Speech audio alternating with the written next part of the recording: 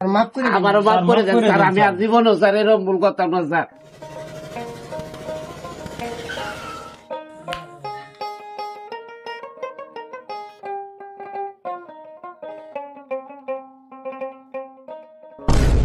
সালাম আলাইকুম স্যার। ভাই কেমন আছেন ভাই? জি ভালো, ভালো আছে জি আছি আলহামদুলিল্লাহ। স্যার। কি মনে করিয়াতে?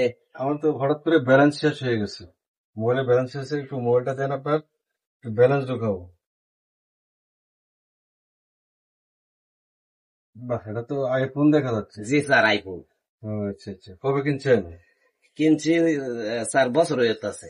ও আচ্ছা, ঠিক আছে। কত টাকাতে কিনছেন? 1,90,000। 1,90,000 টাকাতে মোবাইল কিনছেন? জি স্যার। তো বিশাল কিছু।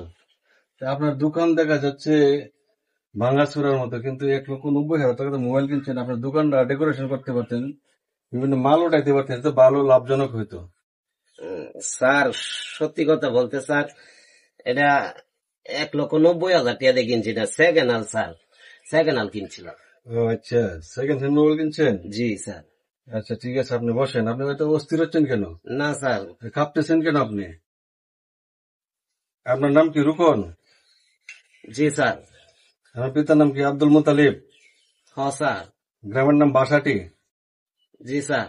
জি স্যার। আচ্ছা ঠিক আছে, আপনি বসেন। আপনি যে মোবাইলটা কিনছেন, কার কাছ থেকে কিনছেন? স্যার তার আমি চিনি না। আপনি চিনেন না? এই মোবাইলটা কিভাবে নিলেন? আপনি না চিনা থাকা সত্ত্বেও আপনি মোবাইলটা কিভাবে কিনলেন? এত টাকা দামের একটা আয়া মোবাইল। কইতাছে, কয় ভাই একটা মোবাইল কিনবাই না, আমি বিপদে পড়ছি, আমার 8,000 টাকা লাগে, আমি মোবাইলটা বেচালাম। পরে এত সস্তা, আমার কাছে টিহা আছে 8,000, পরে মোবাইলে লুয়েছি স্যার। 8,000 টাকা দিয়ে মোবাইল কিনছেন? আগে যে বলেন 1,90,000 টাকা। স্যার এটা সার্চ দিয়ে দেখছি, মার্কেটে অত দাম আছে। ও আচ্ছা, মিথ্যা কথা বলছেন না? জি স্যার। ঠিক আছে, এখন বুঝবেন। এখন আপনাকে থানায় যেতে হবে। এটা নিয়ে অনেক অকারেন্স হয়েছে, বড় ধরনের অকারেন্স হয়েছে।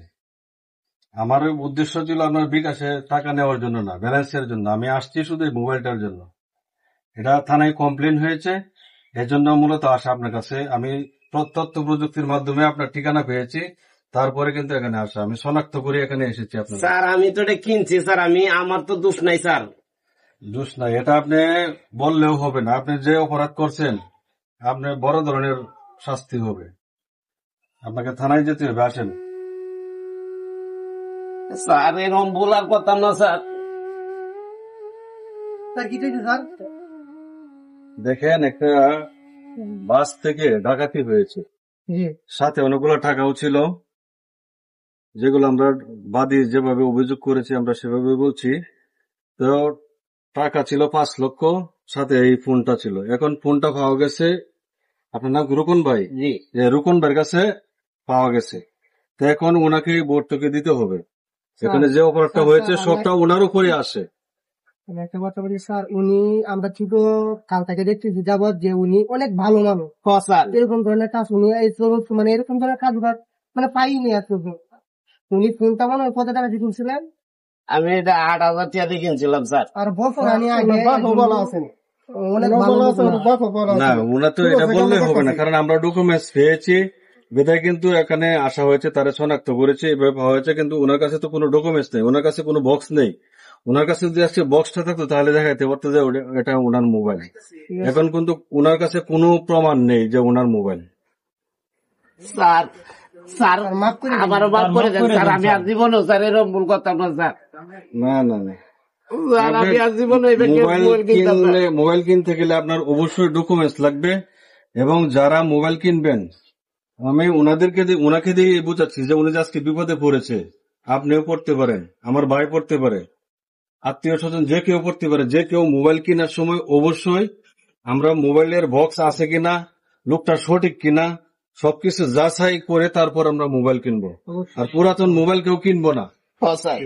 পুরাতন মোবাইল কোনো সময় কেউ আমরা কিনবো না, জীবনেও কিনতাম না স্যার। জীবনেও না, কোনো লোকই কিনতে পারবেন না আপনারা।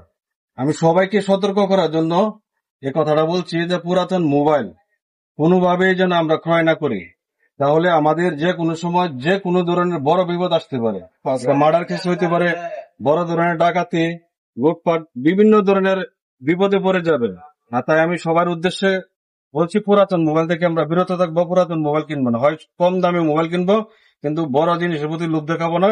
বড়টা হয়েও যদি থাকে যেন সঠিক হয়, সেদিকে খেয়াল করে অবশ্যই আমরা চলবো।